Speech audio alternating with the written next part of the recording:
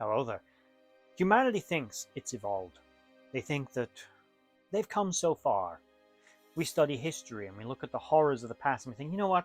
We'll never be able to repeat. Well, that'll never happen again. That's not going to happen in my generation. That hate, that bile, that just disgusting, malevolent, violent side of our nature, we think we've left in the past. And we look and everywhere around, we see little wars and skirmishes. And we say, you know, that person, he doesn't like that person because of this stupid reason, and they don't like these people because some religious reason. And we think, you know, it's all in the past. We're evolved, and we think that as we get older as a species, that evolution will continue.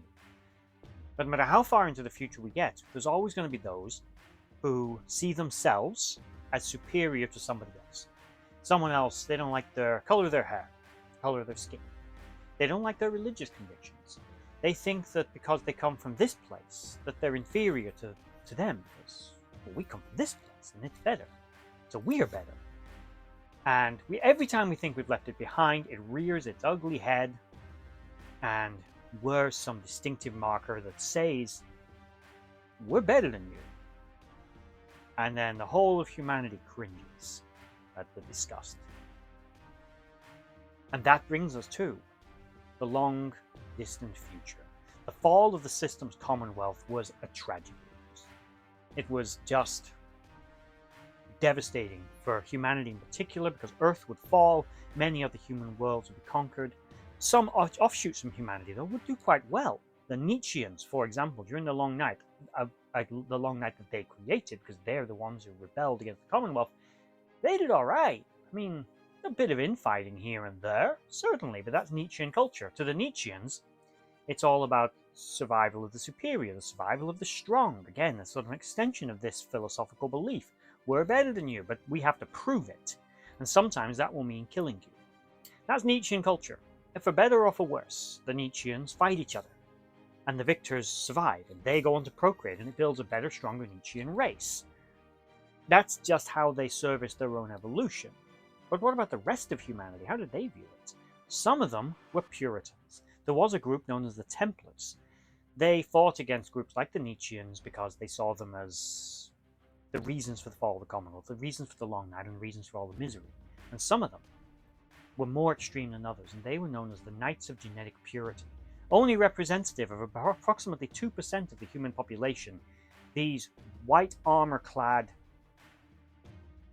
archaic symbol-toting totalitarians who believed in their own genetic superiority would attempt to cleanse the universe of the unclean, genetically modified, by creating bioweapons. But one of the chariots that they would use to accomplish this was based on Highguard, top-of-the-line technology from the Age of the Fall, when the Commonwealth fell.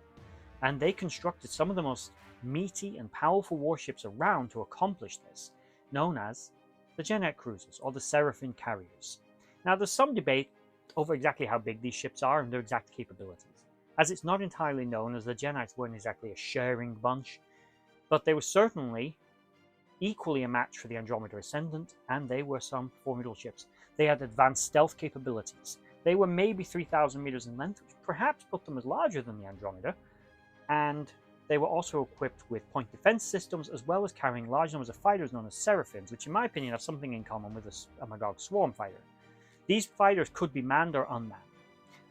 If they did carry a pilot, it would just be one. They would deploy from racks attached to the hull and sort of drop onto an enemy ship. From there, they would begin to tear the hull apart, but they also worked as a sort of mass generator. They would hold the ship there, stopping it from escaping if they really needed it to.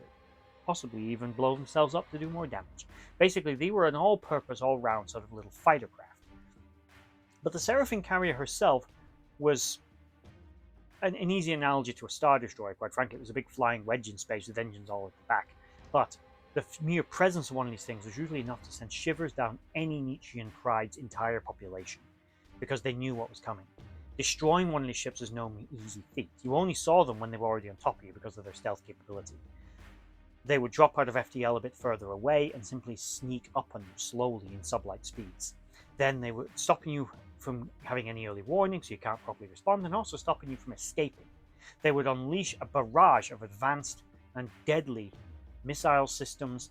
They were big. The Genites in general were big producers of bioweapons and had some of the best armor around, with just two Genite warriors once being seen to basically enter a room full of armed Nietzschean soldiers, and neither one of them would incur any injury while they just massacred all the members of the Condor Pride.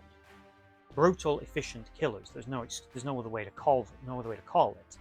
The Genites were kind of vicious, and I have actually covered them in a previous video, but this one is more dedicated to the Seraphim carrier herself. The Andromeda would go up against these ships several times.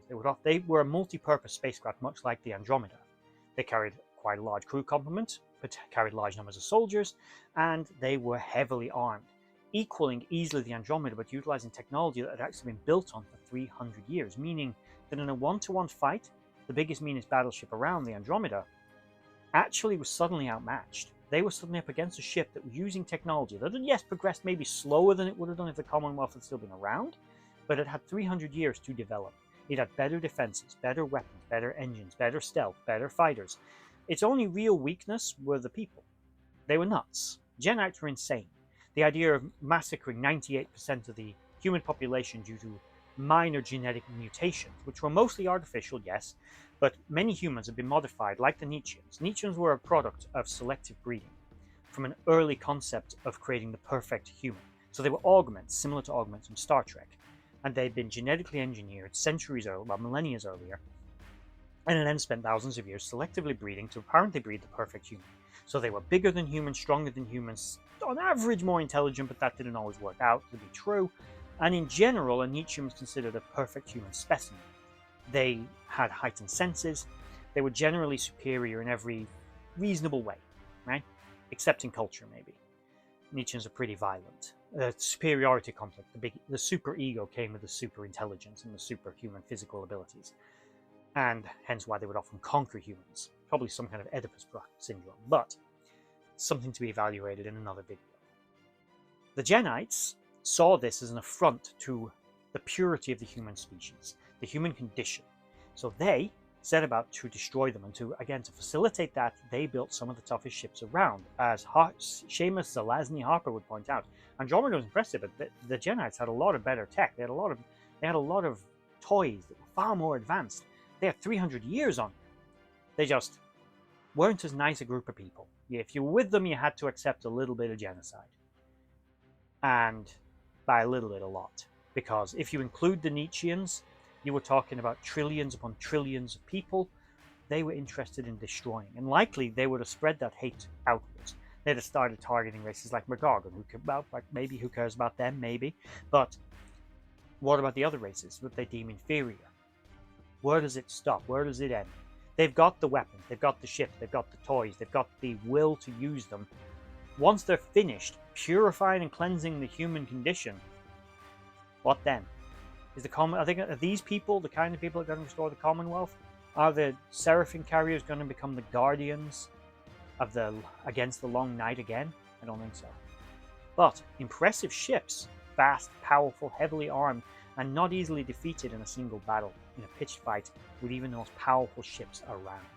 But what do you guys think of the, I can't say the word because YouTube, but space 1930s Germany people, and their ambitions and goals, and the impressive ship that they made to do it? It's very Star Destroyer-like, I should point out, but we're at the end of this video. Let me know your thoughts in the comment section down below, and thank you for watching. Bye-bye.